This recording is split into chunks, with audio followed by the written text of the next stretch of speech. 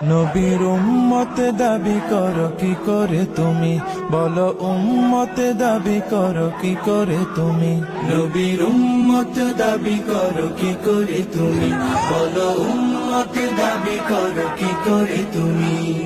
রসুলের অপমানে কটূক্তি দেখে শুনি, রসুলের অপমানে কটূক্তি দেখে শুনি, কেঁদে না উঠে যদি হৃদয় ভূমি। নবীর উম্মত দাবি করো কি করে তুমি, বলো উম্মত দাবি করো কি করে তুমি।